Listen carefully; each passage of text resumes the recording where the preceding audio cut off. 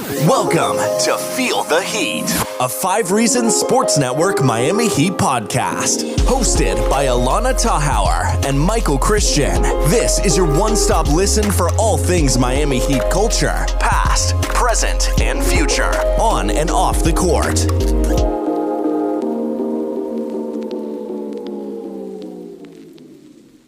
What's up, y'all? Welcome to episode 9 of Feel the Heat.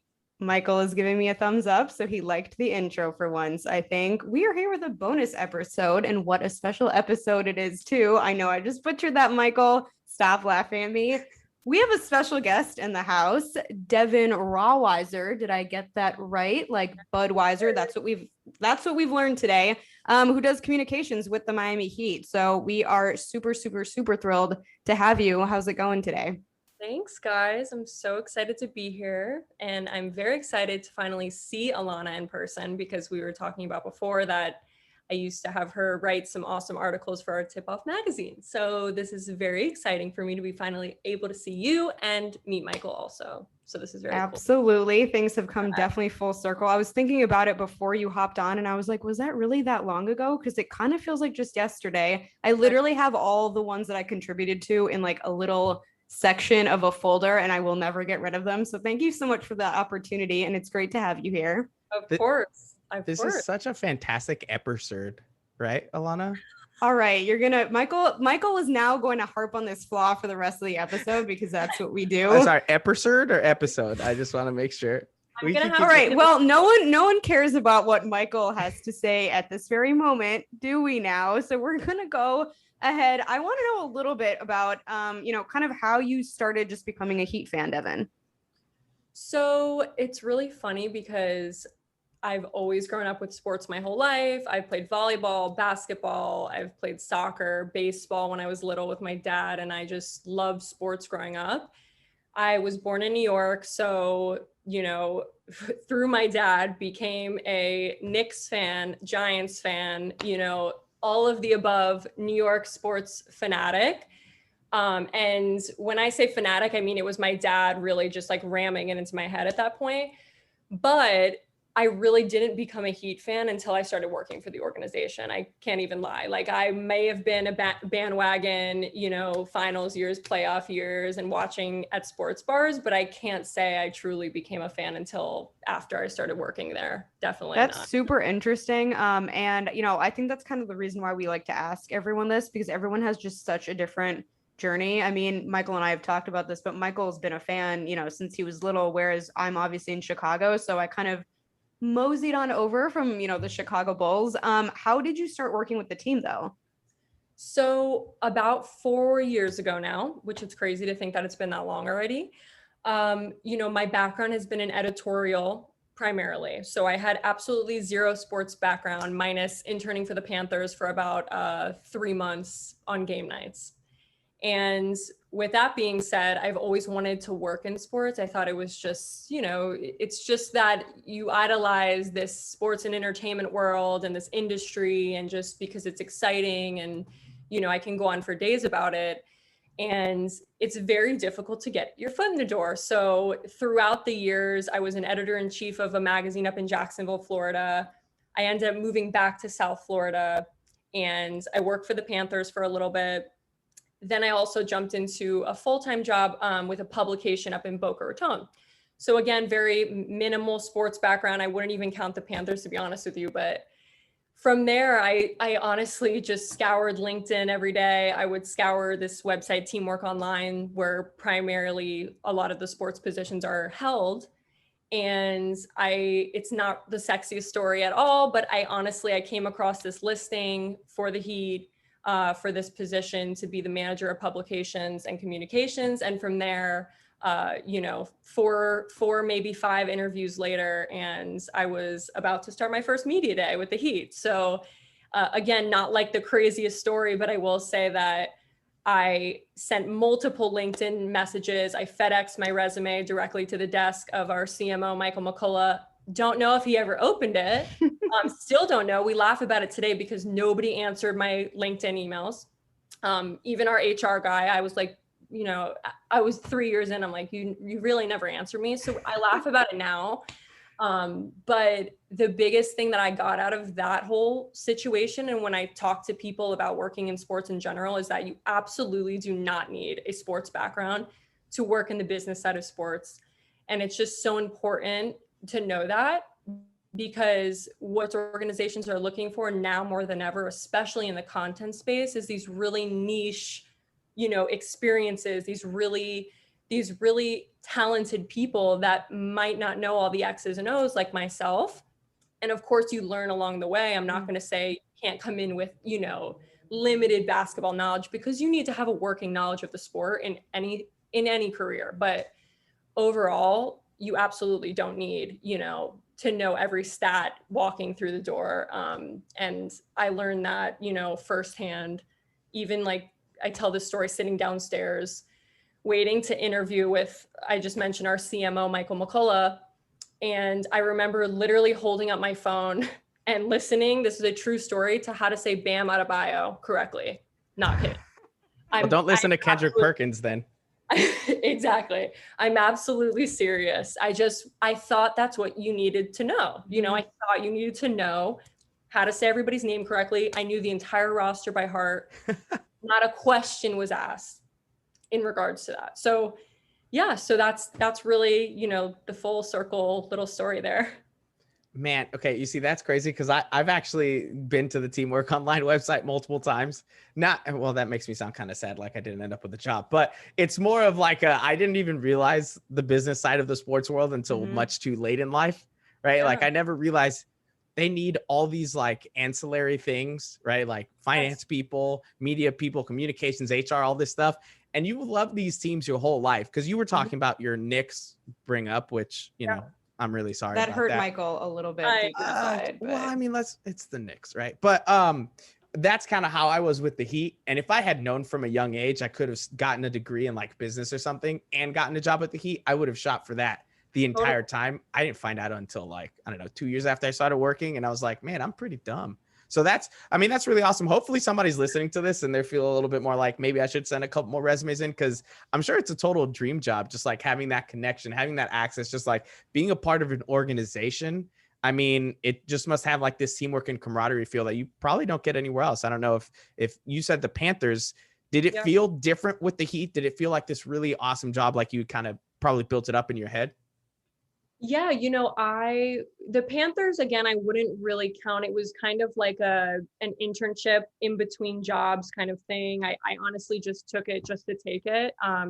Game nights, the experience was not, anything near what my experience has been with the Heat. I worked in retail, restaurant, corporate jobs, counselor jobs back in the day. And this to me is just another level of working for a team like this. I can't speak for every other NBA team, but I will say, the whole Heat culture thing that everyone is cramming down each other's throats is so incredibly true, and not just on the court when everyone talks about it on court, but the business side of things is just another level of that. And it just goes to show from the work that we produce every single day, not only our content team, but anybody, like you mentioned, our finance team, our HR team, every department has their own culture, and we are just like one big camaraderie family that makes this whole thing tick. And it's like really, really cool for me to see from the inside, because like you said, I wouldn't have known what goes in to creating a single post or a single web article. It's just a whole nother beast of a teamwork, which is really cool for me. Well, and honestly, you set me up perfectly, because I was going to ask you kind of, what Heat culture means to you. Because I think, to your point, it has become a very well-known term, but mostly about the players and the work that they do, obviously on the court, but you, I'm sure, have a very different kind of, definition of it. So what does Heat culture mean, from your perspective? It means everything. I know that's so cliche, and I know it's cliche to say that we're a big family, but it's absolutely the truth. Through and through, everything from the web banners you're seeing, everything, every t-shirt design, every jersey design, everything is done in-house at the Heat. It's every creative asset, and I'm just speaking from the creative side because I'm a part of the marketing team, but everything that we create is done in-house. And to me, that just goes to show the culture in itself. I mean, we want our hand in every single piece that the fans are seeing, and that's not what you get in every NBA team. You know, a lot of people can outsource things from agencies and this and that, and that's just not how we roll. We are very hands-on. We are very, very group oriented, and we're not, you know, me. It's like, how can we do this together and how can we succeed as a team? And it obviously translates on court with the guys because that's their motto too. But it totally translates on the business end because we wouldn't function unless we had that culture. And it's just, like I said before, I've never worked in a place that is through and through what that term is all about. And it may be overused, you know, we say it every other day, but it's because it's the truth, you know? Yeah. And actually that kind of makes me think of a follow-up, which is, I will tell you. So the first time I remember meeting a basketball player, luckily enough, it was Dwayne Wade at Dolphin Mall, like his rookie season. He was just like walking around, just like chilling. And I ran into him, got his autograph. It was amazing. And it had an impact on me. I was a little bit older, so it wasn't like it was that crazy, like child impact where they're just like crying over it and everything. But, you know, you had mentioned, you know, your role in communications and all that kind of stuff. What was that first moment where you kind of realized the impact that yourself and the team had on the community around you, on the people around you? Like, what was that first moment that you were like, okay, whoa, this is a really big deal. Like, what's going on here, you know? There were so many of those moments, but I think the moment where I was like, wow, this is really cool, aside from my first media day, because that was just, I literally was hired and 2 weeks later I was sitting in front of players. And, you know, I've interviewed many people before. I've interviewed other athletes before throughout my career, but I think this was just different for me. So that was, I guess, a moment you could say. But I think the real moment for me was seeing everyone come together for a Dwayne retirement, a Dwayne's last game. Those moments to me were so incredibly eye-opening for not only the internal people, but seeing the impact it has on the whole community. I mean, like I said, anything from the street banners, the campaigns that went into these were just so extensive. The Tip Off magazine we created, you know, it was just, those moments to me really truly showed the impact that our organization had on everybody. Just seeing how everybody in different departments rallied together to create this amazing experience for Dwayne, but also for everybody that, you know, attended and so on. Yeah, you know, I was at Wade's last game here in Chicago, and even here, you know, Bulls fans have some Bulls fans have a weird relationship with him after, you know, he came here and left. Michael hates the city of Chicago apparently because of what happened, or he's in denial, depending on the day. Nope. But even being there in Chicago for that, like, just chills. And I cannot even imagine what it was like, you know, there at home with all those fans. So that's incredible that you kind of have that, you know, to hold on to. Let me kind of ask you a flip side of that. Do you have any kind of like embarrassing or awkward moments that you wouldn't mind sharing, like that you think were kind of like, wow, this happened, you know, this is something that I'm never going to forget? Let me think. Oh my God, I'm put on the spot. An embarrassing or awkward moment. Let me think. I mean, I don't know. I don't really know. I guess I never really had like a super embarrassing moment, if that's so lame for me to answer. Maybe I don't even know. Maybe at Dwayne's last game, I was able to be like in the pit for Rick Ross performance, or not his last game, the retirement, events that we did. That's pretty awesome though. And I think like maybe that could be a little embarrassing because Pat Riley was a few feet away. I was like trying to be a little more like, not dance too much. I don't know. Is that? That's good. No embarrassing moments are good. Cause I actually, as I asked you that, I was like, do I have any? And I have one, but I don't know if I really need to. Wait a minute. Hold on. I just want to make sure, what kind of life are we talking about where your embarrassing moment is? I danced like 5 feet from Pat Riley. Oh my gosh, what just happened? Like, I would die for that opportunity. I would make a total fool of myself just to be within 5 feet of that man. Like, no questions asked. Well, he's the boss of all bosses. So I just feel like maybe it was a little embarrassing that I volunteered to do that because I had to be on my best behavior. Like, my dancing was, very, it was very PG because I didn't want to, you know, I was like just trying to enjoy Rick Ross performing. As one does.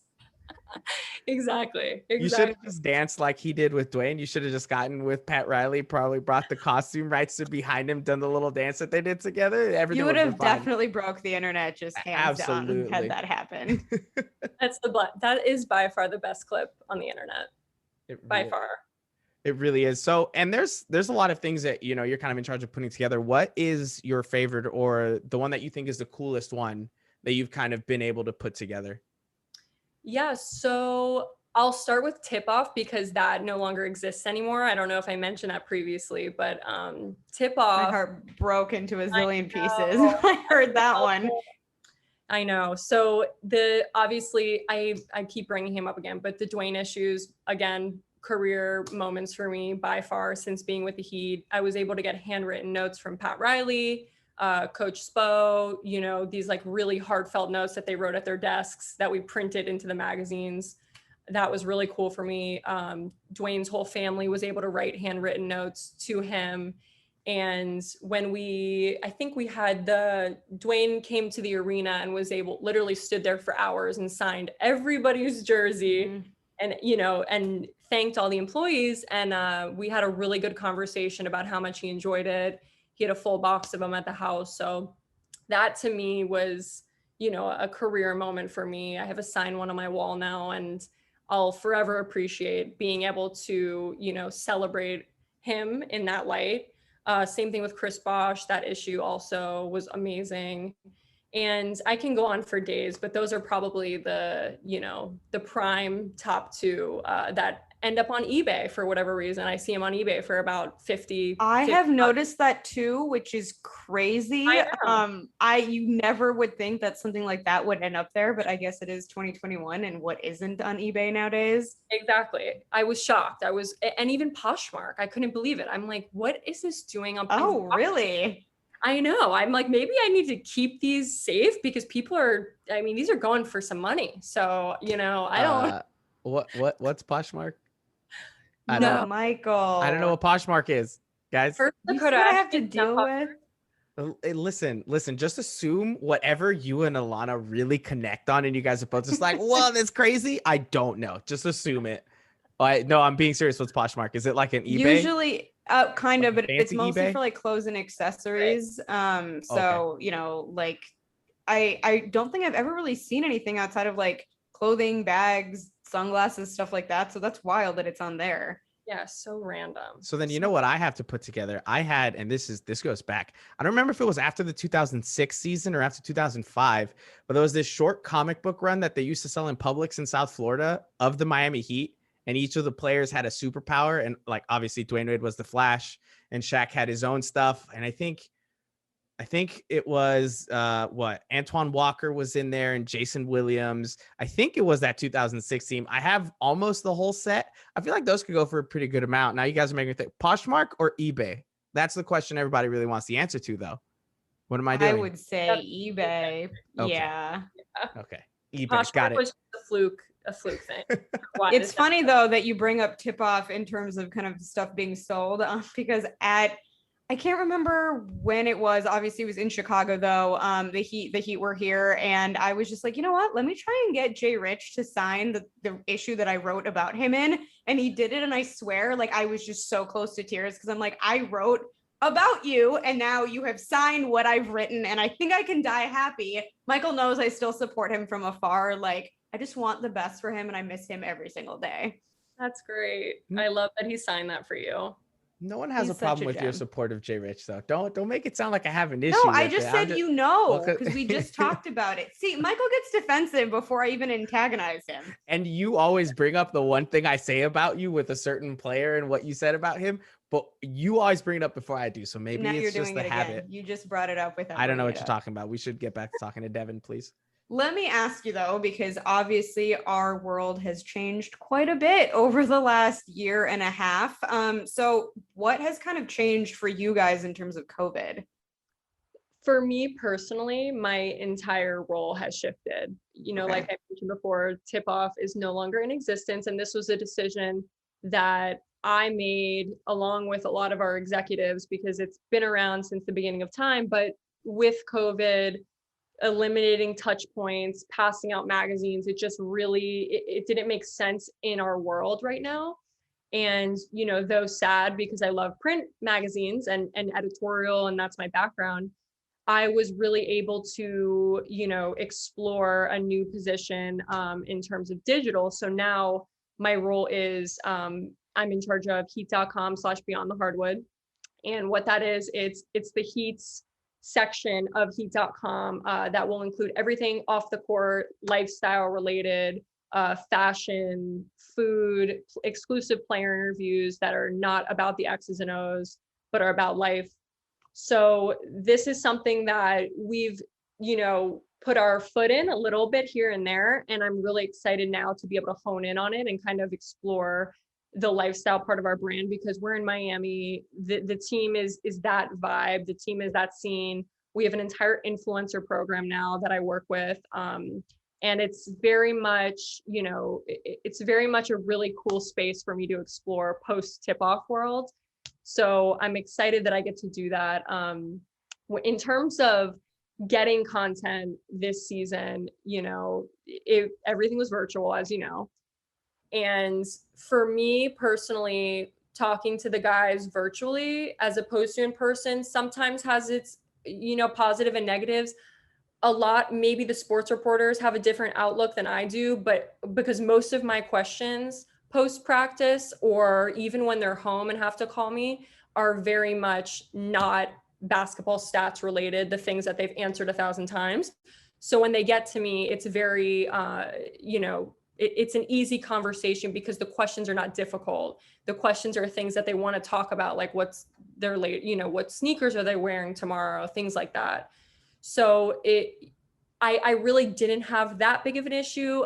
Media day, hoping this year, all of us can attend. I think as a group overall at the Heat, we really succeeded in a very unprecedented time trying to get content. And we were able to push out amazing pieces across the board. Our social team, our digital production team absolutely killed it. And again, this is with very limited player access and very, very limited resources dealing with this time. So overall, a trial and error season for not only me with this Beyond the Hardwood, but just our entire team. And I can say that without a doubt, when things start loosening up a bit, which seems to be coming around the corner, it's going to be even better for everybody. For sure. And I know that this team, like you mentioned, they're so involved with the community. They're always going out there doing a lot of different things, whether it's visiting the hospitals or handing out food or doing whatever it is to help improve the lives of those that are around them, right? Which is something that I'm sure a lot of organizations do, but you can tell it's very high on the list for the Miami Heat in terms of what's really important, right? Which is life even off the court, outside of the court, right? Like making sure people have what they need. How excited are you and how excited is the team, and what are the plans for bringing those events back? Now that you're mentioning life slowly getting back to normal, I'm sure everybody's kind of chomping at the bits to kind of do that again. Yeah, definitely. That, like you mentioned, is one of our main priorities at the Heat. Of course, the on the court performance is first and foremost, but on the business side of things, we are so involved with the community and things that people may not see on social. We are nonstop with community events. Our social responsibility team is some of the most amazing group of people that I've ever met. And I'm not just saying that. They are always seeking out opportunities to help someone. We do a lot of random acts of kindness, where we're passing out. Throughout the pandemic, we had Pollo Tropical, gift cards. All the employees were gifted these gift cards, and anybody that was coming from an Amazon package, a mail person, when you were going to CVS, when you're going to Target, we were giving these out with a little note. Just these small gestures go a long way, and we are constantly doing that. Like you mentioned, hospital visits, we love that event. Our Thanksgiving event is huge, and they will continue. And as things start easing up, we're only going to continue adding more events onto that. And we actually just did, which I would love for you guys to go check out, on Beyond the Hardwood, we had our Guts t-shirt that we sold during playoffs. And what we did with that was we found people in the community who have showed their guts recently. So this was a young boy who saved his mother from a stroke. This is a woman who we work with who is battling breast cancer for the second time. This is someone named Anthony, who I actually met his brother, who was an artist for us once in Tip-Off. He stopped on his way to work to paint over an anti-Semitic sign. And so these little acts of kindness and these people that have really shown strength, we decided to gift the shirt and let them tell their stories. And so, you know, it's something that is ingrained in all of us. We are all, as employees, eager to volunteer for these events. And I remember when I first started, that was something I was most excited about, was being able to have access to volunteer, because a lot of the time people are like, oh, you know, do I email a company? Do I do this to help? And the Heat gives us unlimited volunteer access. We get emails probably every other day. We need 50 volunteers. We need X amount of volunteers. And 2 seconds later, they're completely full. So it just goes to show, you know, again, circling back to Heat culture, throwing that in there again. But it's really, you know, it's just what we're all about. It really is. We just want to help people. We want to make cool shit. Can I say shit? Sorry. Yeah, you can say whatever you want. We want to help people. We want to make cool shit, and we want to win games. At the end of the day, you know, that's what our team's about. Business side, basketball side, through and through. That is the Miami Heat. I need to get your opinion on one thing before I forget, because everyone knows that my memory is trash. How did you feel about the Vice campaign? Were you all in on every kind of, you know, along the way, or was there a point where you were like, enough's enough? Because I just, from, you know, a personal standpoint, I feel like I've talked to so many people that either loved or hated it. There just seems to be no in between. Yeah, I loved it. And I'm not just saying that to like toot our own horn and toot our creative team's horn. I really, truly loved it. And I appreciated the thought that went behind it. It was a lot of sleepless nights from our creative squad. And again, we do everything in-house, you know, even working with Nike, like we have our hands on every single detail of the jersey, the stitching. I mean, I can go on for days. And I feel like the last one was the perfect way to just, you know, finish off our Vice saga, if you will. And I think it was awesome. I just think it was something different nobody's ever seen, and it represented our team and our community. For sure. And actually, you know what? I'm just going to have to circle back to something that was really fun for me here, because you mentioned the Port Tropical gift cards. Yes. Allana, do you know what that is? I do not. That's just really funny to me, right? Because it's so South Florida. You It mentioned, really Devin, that you were from New York. Is there what's your favorite thing about living in South Florida? Like what's the thing that you're just like, man, the Cuban food or the beaches or the weather, whatever it is, right? Like what's the number one thing that you're just like, I got to? If it's Port Tropical, cool, because I like it too. I dig it. So I was born in New York, like I said, but I lived there for 7 years, so I don't really count. I mean, I'm a true blue South Floridian. So my favorite thing, I mean, obviously the beaches. I've actually been in California flying back and forth for a little bit. So I would say the weather in South Florida, but after being here, I'm like, sorry, like this beats South Florida weather, of course. But definitely the beaches. The beaches, Man. yeah. Right. A shot to Florida weather. That humidity, is that what it is? Everybody complains about the humidity and the hair things. Just look. Oh just yeah, short hair like me. in It's Chicago is so bad, and I have a really close. Our dads grew up together. She's basically family out in LA, and I try to, obviously before COVID, get out there as much as I can. But especially during the summer, she's like, "Why are you coming here in the summer? It's warm in Chicago." I'm like, "No, you don't understand. You're drier. It's not super dry anymore, but drier heat than here. It's like there's no comparison. This hair cannot tolerate the humidity." Exactly. Yep, that's exactly how I feel. I feel like it's always the hair. It's always the hair that makes this whole humidity thing, right? Just shave your head. It's fine.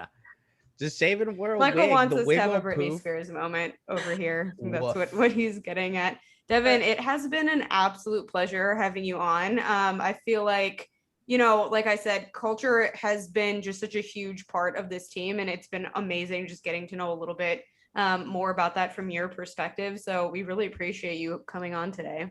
Thank you both. I'm so excited. And yeah, I'm just happy to be here. And I'm looking forward to talking to you guys next, maybe on Twitter, maybe when you come to South Florida, we can hang out. Hey, listen, I've been trying to plan a trip because I've actually never been to Miami. I had a 2-hour layover in the airport and that's it.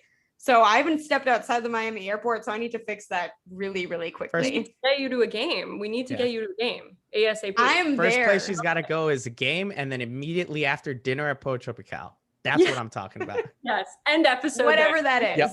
Yeah. Thank you so much for being on, Devin. And Beyond the Hardwood, I just want to make sure that people really caught that one. Beyond the Hardwood, that's your stuff. It's where you can find out more about the team and the players off the court, right? Yep. Heat.com/beyondthehardwood.